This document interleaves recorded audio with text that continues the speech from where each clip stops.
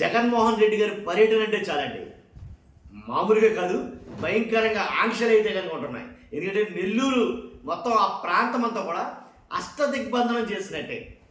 జగన్మోహన్ రెడ్డి పర్యటన అనగానే నెల్లూరు ప్రాంతాన్ని మొత్తం అష్టదిగ్బంధనం చేశారు. ఏదైతే సెక్షన్ 30 పోలీస్ యాక్టు అక్కడ అమల్లో ఉంది కాబట్టి 1, 2 కాదు, చాలా ఆంక్షలు అయితే పెడతారు. ఈ ఆంక్షలు అనేవి ఎప్పుడు ఉండేవే, జనం రావద్దంటాం, ఇవన్నీ కూడా కామనే. కానీ జనం మాత్రం సునామీలో వచ్చేస్తారు. ఎక్కడి నుంచి వస్తున్నారో తెలియదు, ఎటువైపు నుంచి వస్తున్నారో తెలియదు. ఎన్ని ఆంక్షలు పెట్టినా వాళ్ళకి అనవసరం, జనం మాత్రం తండోపుతండానికి వస్తారు. అందుకే ఈసారి రూట్ మార్చారు. వచ్చే జనం పైన కూడా కేసులు పెడతామంటున్నారు. కాబట్టి దాన్ని బట్టి ఏం జరగబోతుంది నెల్లూరు పర్యటనలో చూద్దాం ఖచ్చితంగా. ఫస్ట్ దగ్గర లైక్ చేయండి, అందరికీ తెలియాలి. లైక్ చేయండి, మీ అమూల్యమైన అభిప్రాయాన్ని కామెంట్ రూపంలో తెలియజేయండి. కొత్తగా మన ఛానల్ ఇస్తే షేర్ చేయండి, అలాగే సబ్స్క్రైబ్ చేయండి. ఫస్ట్ అయితే లైక్ చేయండి. లైక్ చేయడం వల్ల నాకు మోటివేషన్ ఉంటుంది, ఎక్కువ మందికి ఇన్ఫర్మేషన్ జరుగుతుంది. ఏంటంటే నెల్లూరు ఏదైతే మాజీ సీఎం వైఎస్ఆర్సీపీ అధినేత వైఎస్ జగన్మోహన్ రెడ్డి నెల్లూరు పర్యటన నేపథ్యంలో నగరాన్ని అష్టదిగ్బంధనం చేస్తూ సెక్షన్ 30 పోలీస్ యాక్ట్ అమలు చేస్తున్నారు. కాబట్టి వైఎస్ జగన్ హెలికాప్టర్ వద్దకు 10 మందిని మాత్రమే అనుమతిస్తామని పోలీసులు ప్రకటించారు. హెలిప్యాడ్ కాడికి 10 మందే, గుర్తుపెట్టుకోండి. ఆయన కాన్వాయ్లో కేవలం 3 వాహనాలకు మాత్రమే పరిమితం ఉంటుంది. అంతేకాదు మాజీ మంత్రి కాకాని గోవర్ధన్తో ములాఖత్ వైఎస్ జగన్ సహా కేవలం 3 మాత్రమే అనుమతి. క్లియర్గా అర్థమైందిగా. కాబట్టి అంతేకాదు మాజీ మంత్రి నల్లపరెడ్డి ప్రసన్న కుమార్ రెడ్డి ఇంటికి 100 మందినే అనుమతిస్తామని ఆల్రెడీ స్పష్టం చేశారు. వైఎస్ జగన్ నేపథ్యంలో అడుగడుగునా అడ్డుకునేందుకు కూడా ప్రభుత్వం చేస్తున్న కుట్రలు చూసి ప్రజలు నివ్వెరపోతున్నారు, ఆశ్చర్యపోతున్నారు అని దాని అర్థం. కాబట్టి ఏంటి ఆంక్షలు? వచ్చేది ఎవరు? ఒక మాజీ సీఎం వచ్చేది ఎవరు? కానీ సీఎం మాజీ సీఎం ఇవన్నీ పక్కన పెడితే జగన్మోహన్ రెడ్డి గారు. జనం అంటే జగన్, జగన్ అంటే జనం అంటారు వైఎస్ఆర్సీపీ నాయకులు. కానీ వస్తున్న జగన్మోహన్ రెడ్డికి జనాన్ని ఆపడం ఎవరి తరం అసలు? కానీ ఎంతమందే రావాలని ఆంక్షలు పట్టించడానికి అసలు ఎవరి వల్ల ఉంది? ఆపగలమా? చూసాం కదా చాలా పర్యటనలు, తండోపతండాలుగా జనం అయితే వచ్చి పడిపోతారు. దాంట్లో జన సునామీ అయితే కనుక జరుగుతుంది. జగన్మోహన్ రెడ్డి ఎక్కడికి వెళ్తే అక్కడికి. ఇది కూడా అలాగే జరుగుతుంది నాకు తెలిసి. నెల్లూరు పర్యటన కూడా 3 కావాలి, 100 మందే ఉండాలి, 6 కావాలి, అవి జరగవు. అవదమ్మలాగా చెప్తున్నారుగా, అవదో. జనం అయితే కనుక బీభత్సంగా వస్తారు, దాంట్లో ఎలాంటి డౌట్ లేదు. కాబట్టి అంతేకాదు ఆంక్షలు ప్రతి పర్యటనకి కూడా ఆంక్షలు మారుతున్నాయి, ఆంక్షలు కఠినతరం అవుతున్నాయి. ఇప్పుడు నెల్లూరు పర్యటన కూడా కఠినంగానే ఉన్నాయి. ఈ నెల 31 గురువారం వైఎస్ జగన్మోహన్ రెడ్డి నెల్లూరు రావడంతో పోలీసులు ఆంక్షలు మరింత కఠినతరం చేశారని చెప్పాలి. నెల్లూరు నగరంలో ఇప్పటికే సెక్షన్ 30 పోలీస్ యాక్ట్ అమలులోకి తెచ్చేశారు. జన సమీకరణ చేయరాదని, రోడ్డు షోలు, ర్యాలీలు, బహిరంగ సమావేశాలు నిర్వహించకూడదంటూ ఆంక్షలు విధించారు.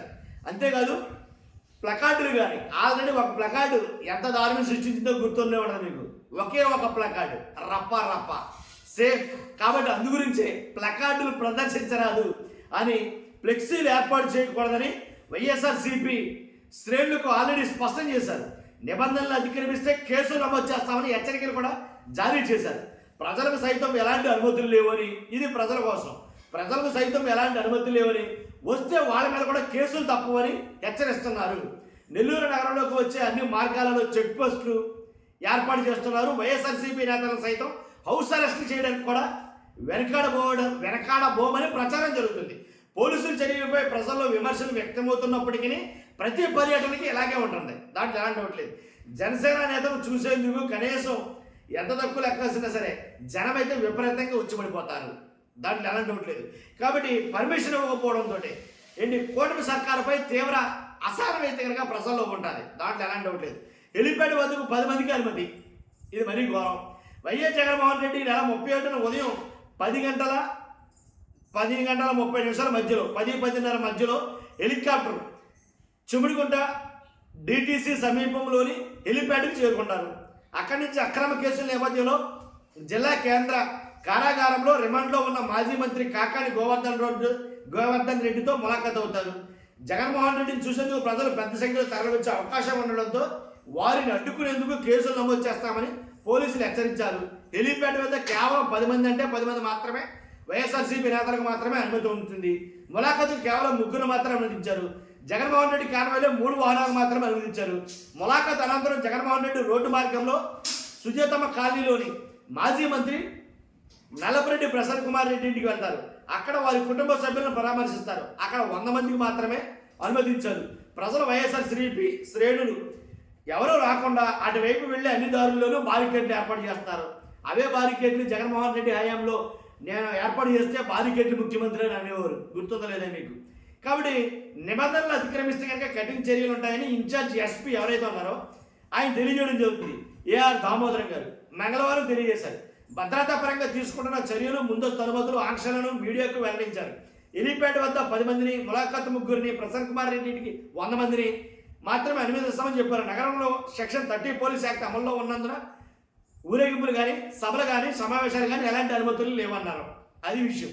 తర్వాత భద్రత పేరిట ఆంక్షలు విధిస్తారని అంటున్నారు వీళ్ళు. ఎలా అంటే కల్పించాల్సింది జగన్మోహన్ రెడ్డికి భద్రత. అయితే ఆ భద్రత పేరిట భద్రత గాలి వదిలేసి వచ్చే ప్రజలకు ఆంక్షలు అయితే కనుక నిర్వహిస్తున్నారు అనేది మాట్లాడతారు. మాజీ CM YS Jaganmohan Reddy Z+ category భద్రత ఉంది, అందుకు తగిన విధంగా భద్రత ఏర్పాటు చేస్తారని పోలీసు అధికారులు చెప్తున్నారు.